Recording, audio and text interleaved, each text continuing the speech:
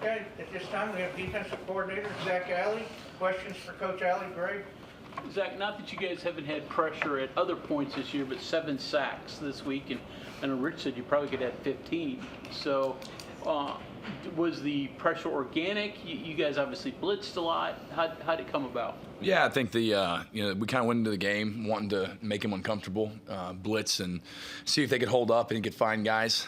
So that probably helped. The aggressive nature of the game plan as far as coming after him and feeling like we had an opportunity to get there, and we got home a few times, and we did miss probably 6, 7, 8 more where he's pretty shifty back there. Was able to get away and kind of get out. So obviously good to create negative yardage plays and get those sacks again. Zach, you talked about making plays on the ball. It seems like Michael Coates is doing that at least once or twice a week. Yeah, how have you seen him develop? Yeah, I think he did a really good job from a technique standpoint last game, just getting his head around, playing the ball in the air, some things we've been preaching. And, I mean, he about one-handed, picked one of those off early in the game and then made a nice play in the end zone on the other one. So, he won 2 of the 3 competitive balls there, which is always good to see. But, he's just consistent. That's what he does well, and he does it every week, the same kind of intensity and level of performance. A guy like Coates, are you asking him to do different things that he did at Nevada? Go through that a little bit. It's been so long since I watched his film from Nevada. Like, I'm not sure. I think he played a good amount of man, if I remember back on that tape too. But ask him to do a lot of things: play cloud, play man, match guys. So it just depends on the week for the game plan of what that looks like. But he's a complete corner. I mean, he can do all of them, and does them well. So he's probably excels in press man coverage. But he's not like that's all he can do, and he can't play other things. No, he does everything well. He's made a couple good plays on the ball and bail third and a couple flat routes. About picked one off in the flat last game. So I think he does all the different techniques we ask of him, fairly well. Yeah, anyone with his background who never played high school football before? Probably not. Maybe there's a walk-on out there that walked on a team at some point that got an opportunity and made the most of it. But obviously going to the JUCO, that was kind of his high school experience, I guess. Going forward. So that might be a first. Just curious, and use lay terms because it's probably getting over my head a little bit. But how were you able to compensate for their speed? Particularly, they were hitting you early on the sweeps. How did you adjust to that? Because you can't obviously make your guys faster to match their speed. Talking about in the running plays a little bit. Yeah, you try and set good edges and not let the ball get out. Don't make it go all the way to the sideline. Turn the ball back prior to it getting outside the hash, outside the numbers. And we did a couple of those, slanting the D-line, moving guys, getting an opportunity to keep the ball from getting on the edge and getting out there, with width. I guess I never felt like it stressed us in the game. I think they rushed for like 1.3 yards to carry. But that's consistently what you want to do is set a tighter edge than the sideline's going to set. Well, I guess this isn't the fastest defense. Probably not the fastest defense you've been. So you have to kind of compensate for that as a coordinator, right? Yeah, you find ways to help them. How do you? I think you're always, whether you're fast or not, you're looking at ways to keep the ball out of space. Space is not your friend on defense. You don't want a lot of yards out there where they can run, freely. So you're trying to take space away and create tackling angles and, turn the ball to support players. What's impressed you about your linebacker group over the last couple of games? Just how tough-minded they are, playing hard, and I think we almost were equal snaps last game as far as guys who were in and out, and you've watched some guys come on and play well near the end of the year, and we've been not completely healthy. We've been slightly banged up here or there, and so different guys have had to step up and take over roles, and it's good to see some of those guys perform, and I felt like last game they tried everything our game plan asked and demanded of them. They really stepped up to the challenge. It also seems like Carrico's really stacked up 2 impressive games back-to-back with Houston and then Colorado. What's kind of impressed you or stood out to you about him? Yeah, Reed's consistent. He is, and he's the same guy when he comes to work every day. His study habits, the way he is, the leadership qualities, the mannerisms, the just commitment to excellence is there. And so he's been a product probably of that consistency showing up now later in the year. And same thing, more reps in the system, you get better. And so I think that's just been, probably the last couple of weeks you've seen that come to fruition some. How difficult difficult is it to prepare for a quarterback who in his last start threw for almost 200 yards, but then ran for almost 230 yards and can really do it all? Yeah, I think they've done a good job of adjusting the offense to fit who he is and to use his skill set and ability. I'll be curious to see how they come out and use him this week. He's a good player though. He's hard to get down. He's big. I mean, he looks like he's like 4 or 5 inches taller than everybody else out there when he's taking the snap. So we've got to do a good job of corralling him and hopefully limit some of the quarterback run game. Do you look at his previous stops too, at what he did at Georgia Tech and Nebraska, or are you looking solely at Arizona State? We look at everything.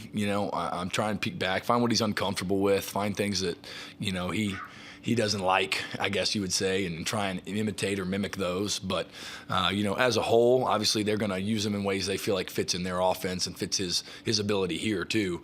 And I think they do a tremendous job of game planning and creating matchups for positive yards, I guess, on their side. So when you guys were struggling a little bit earlier in the season, you mentioned that the offenses were getting second and short, third and short. It was easier for them to convert those first downs. That hasn't been the case as much recently where the defense is playing better. Outside of just wanting to generate, obviously, as long of a down as possible, what have you noticed that your defense is doing? What have you been trying to implement to force them into longer second and longs, third and longs, and not make it so easy to convert? Yeah, I think the physicality of the game's been better. The last couple of weeks we've played, more physical and probably more confident and just in the calls and the things that we do. And I think our guys have tried to get to the ball, and that creates negative yardage plays when you get to, you hit them on a couple things and suddenly it's, second and 12, and then that leads to, third and 14, and then now it's hard to get that first down compared to third and 1 or fourth and 1. And so, I think you've seen that too, even the last couple weeks standing up on fourth and 1 and knocking them backwards and getting off the field. That's a big play. It doesn't show up as a turnover in the stat sheet, but you give the ball to the offense on the plus 42-yard line and they go down there and score. That's a momentum swing, and that's something we've got to be consistently working on every week. Do you reuse stuff from, you faced a couple more quarterbacks in the past, do you reuse stuff or look back into some of those past matchups to prepare for this weekend? I think things come to mind always. This like, okay, hey, we did this against this guy. We did this against that guy. He was a great runner. What did we use that for? Or, hey, this is similar to, what we did against Auburn in 2016 when we were on the road down there on 3rd and 5. We should probably look at that. So you do some of those things. I think they come naturally to you as you're watching tape, and you can see patterns and things emerge. So yes would be my answer. It's a little bit of that, and then just what do we feel like this week works the best for this guy. What have you noticed about Ben Vogel's development this season?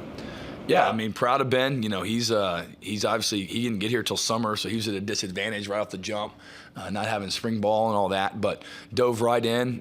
Has just continued to get better and better and better. And last game I was laughing because there's a period where I felt like Ben was playing really good, and then he needed a blow for a minute. Then Reed comes in and gets 2 sacks, and I was like, man, it's a good thing to have. I think they played about equal reps, so just developing himself into a starter level player consistently in the scheme, and you've just seen that as he gets comfortable in the defense. Same thing, reps help.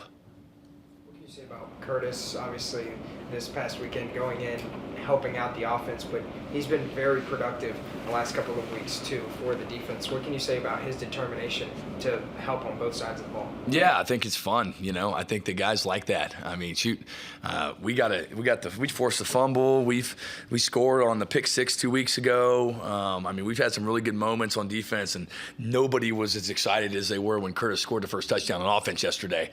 Our whole sideline, I'm talking to them, and they just gone. Everybody cheering, standing up, going to help out their brother, and that was cool.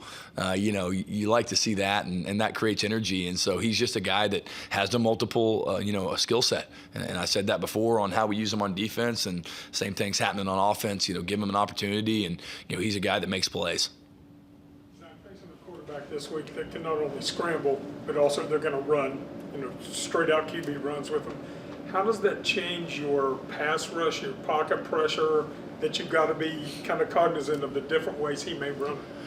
Yeah, I think you got to do a great job of keeping contained and keeping him in the pocket, giving yourself a chance with just the, ways you attack and the pressures and all. You leave a void edge, on one side, he's probably going to find it, and get out, and he does a good job of that in extending plays, and then once he's on the move, it worries you because you're like, yeah, and he's fast and he's physical and he can throw the ball a mile, down the field. So it's a challenge for sure, and you just got to have our guys conscious of the leverage they're supposed to have when they're rushing, and don't cross the center if you're not supposed to cross the center. Don't, rush up the field and not counter back inside if he's, you're past the quarterback depth. So just trying to maintain the kind of that pocket integrity within the rush. Common wisdom that says, hey, put a spy on it. Is that something that you will do occasionally, or you're for or against that, or have the personnel to do it?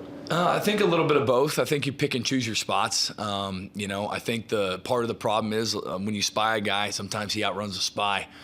So you don't want that to happen because now you just lost somebody in the rush or in coverage, and now he's useless as far as going to get him. So it's a balance, I think, of both. Sometimes you want to change it up, and then other times, it's not really worth it depending on, the situation. When Rich was going to use Curtis as part of the running back room, how involved were you in that process? Obviously, Rich is the head coach and has final say, but did he all come to you and say, do you think Curtis can handle this? And then kind of a second question, what are traits that you look for when recruiting even players that they could maybe play to both sides of the ball? Rich mentioned that's what he wants maybe going forward in those players, but what are some traits you look for? Yeah, to answer the first question, Coach came in and just asked who we thought maybe could, play some of that running back role, who did it in high school, et cetera, because obviously we had a lot of injuries. We're trying to find some guys who could step over, and we felt like as a staff, there's a couple guys, and Curtis was probably our number one, and then he went over there and did it well, so he got to keep the role, because he went over and did well. But we tried a couple of different guys out pre-practice that day, I think, but he was the best one. And then the second part of the question, in today's world, now that you're cutting the rosters down, and we don't have the ability, like the NFL, okay, they have half as many as we have, but man, if my third tailback gets hurt, I can go get another one. I can go sign a guy. I mean, even nowadays, the crazy thing is, you get 4, 5, 6 dudes injured, like you can't even go get a walk-on from campus. They won't let you, the roster's set. So it's just tough, and so that's weird. We were talking about it the other day. It's not like, oh, the NFL, they, whoever it was, the Cowboys need a D tackle, so they traded for one. Well, we can't do that. That's not a thing. So you have to have more as we cut the roster size down. You're going to have 5 to 10 guys probably that can play both ways and give you some opportunity so that in the event of something happening that, the guy goes down or whatever it is, that they can do both. And then, there are guys you recruit who like, man, that dude's a dynamic receiver and he might be a quarterback and he can play safety and he can play linebacker and he can do all these things because he's a great player. And so you obviously want to get those guys because you feel like they're, doubly as valuable, because they can do multiple things. Okay, time for one question. The consistency in what you kind of preached to your guys this year, and you said it a bunch, just do better. And you weren't going to change a bunch of stuff where, I don't know, maybe at low points you could have just tried new things and added and subtracted. Is that like the easier path, just sticking with what you're doing and not changing it to get to where you want to be, or at least closer to where you want to be? Yeah, I think we're still not there. That's the first thing I think. We give up way too many yards and easy things we could still stop.